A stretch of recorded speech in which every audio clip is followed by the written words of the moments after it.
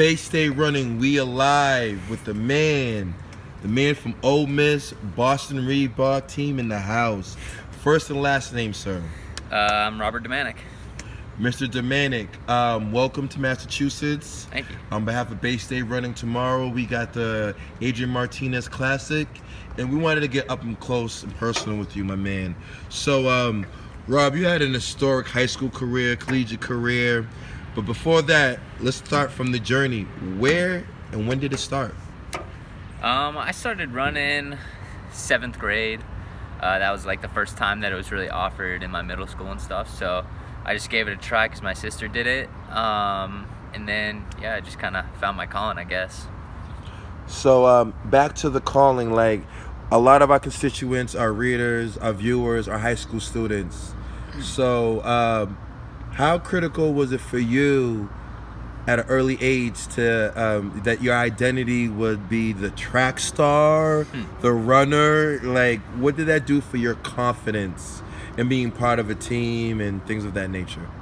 I think it started out just like whenever I used to play soccer, like before middle school and stuff, because I was always like the energetic kid that could just run forever. So I think just knowing that I had that kind of engine gave me the confidence to do really well in cross country and track right away in middle school. So I'm just like a very competitive person. I hate losing, and that's my main driving force, is just like the will not to lose. So that will not to lose. We're going to transition out of high school, but you had an amazing high school career. So you were at Foot Locker. Yeah. Right? And we were top 15.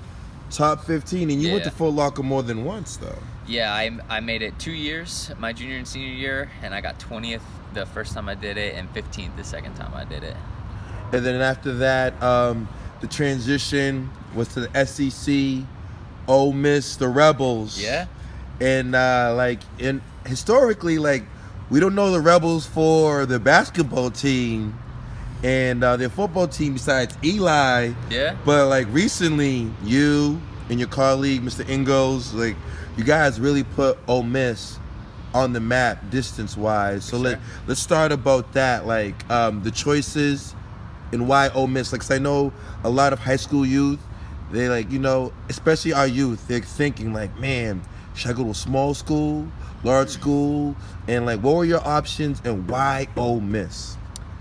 I actually decided like pretty early on, so I didn't really get far in the recruiting process with like a ton of other schools, but I just got a call from their coach at the time, Gavin Kennedy, and he's at Wisconsin now. And I just like heard what he had to say. He basically was like, look, we're just like trying to start this program at Ole Miss.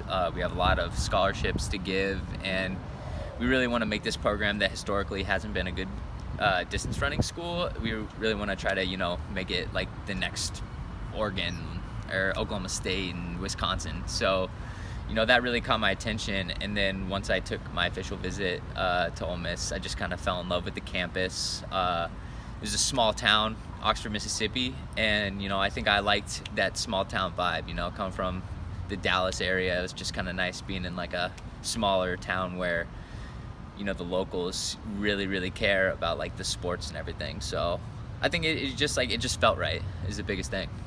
So freshman year, we redshirted cross, I think, right? I never got the redshirt cross country, unfortunately, but I redshirted indoors. My sophomore year because I got a stress fracture. Yeah. Okay. And then, but besides that, once we jumped on the scene, you started rolling at top tier level, SEC, national level. Mm-hmm. But like, let's get to know the other side of you. And I mean, you're shooting like, what would you say to the 15-year-old Rob? No regrets, amazing career. What would you say to that guy right now as he enters his freshman year or sophomore year in high school? He or she's about to crush some miles. What do you say to that kid? Just try your best. Like, I don't know, there's not much I would have changed at all about like how I progressed or what I would have done.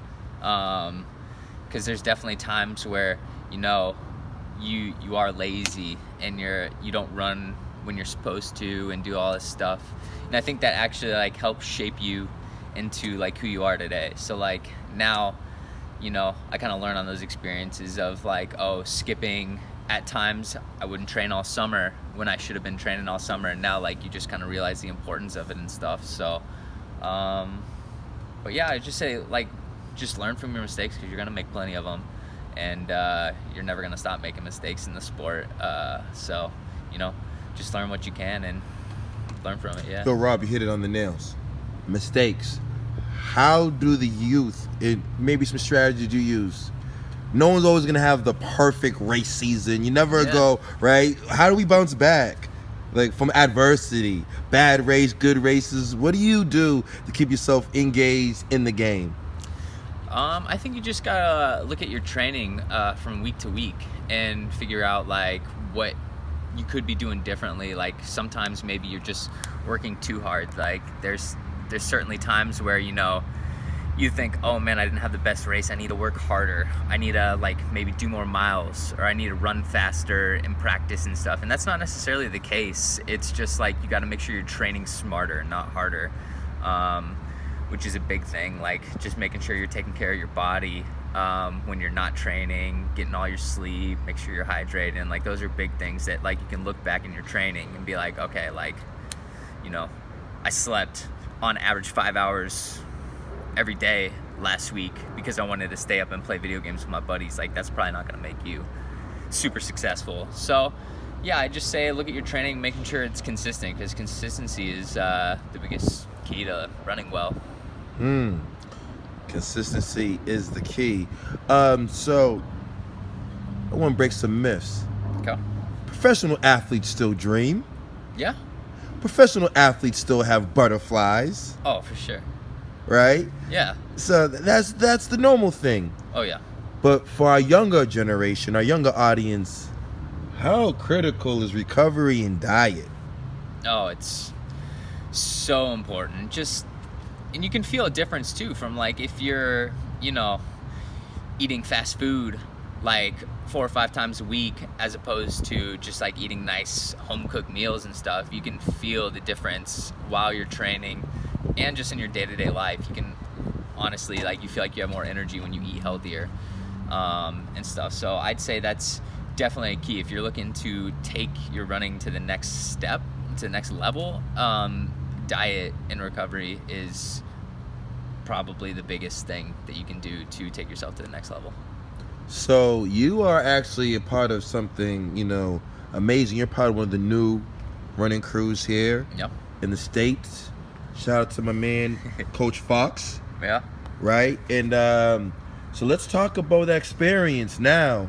Reebok is back. Reebok's back. Yeah. Reebok is back. And you are part of the conglomerate that's leading the charge. A talented runner as you. Why Reebok? Why Coach Fox? I just talked to my college coach, and we kind of just sat down, you know, when I was deciding what I wanted to do professionally. And he basically put all of his trust in Coach Fox. He was like, look, he's a great coach. You'll be going into a great situation, and I definitely think you should do this. So yeah, it was pretty easy picking Coach Fox, especially after the kind of track record he had in college with his athletes and stuff. So it wasn't a difficult decision, and it's been great. It really has been. Okay, I mean, so now, off the record, okay. Do we have like any favorite go-to foods? Do we eat like? Is it stereotype to kids? Do we eat ice cream? Oh yeah. Pizza. Oh yeah.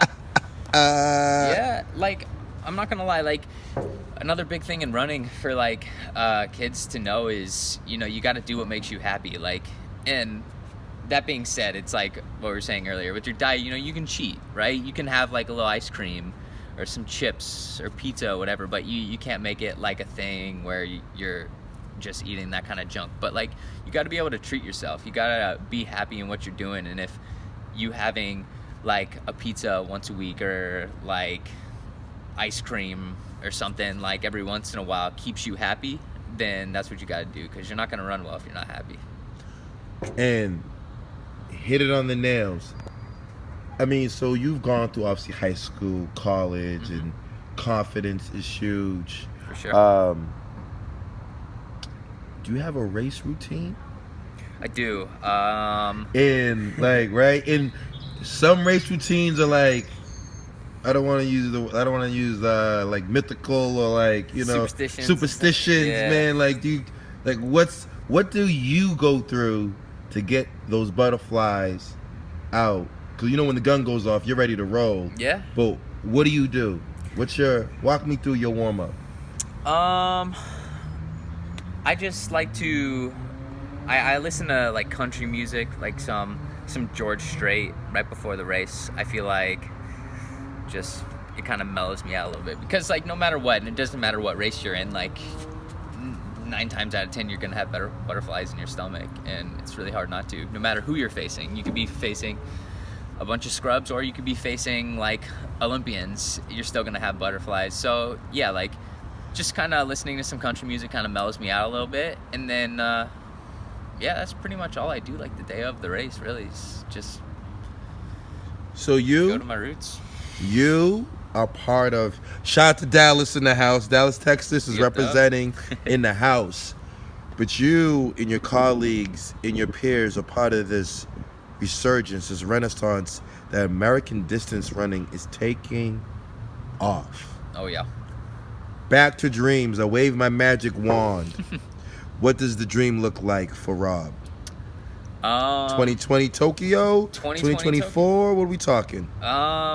First, I want to run really well here, so we can hopefully get a world standard, and then hopefully I can qualify for the World Championships in Qatar this summer. But yeah, the ultimate goal right now is to make the 2020 Tokyo Olympics. That's the dream. Always has been. Once I started getting serious about running, is make an Olympic team. So not gonna stop until I do. So kids, there you have it.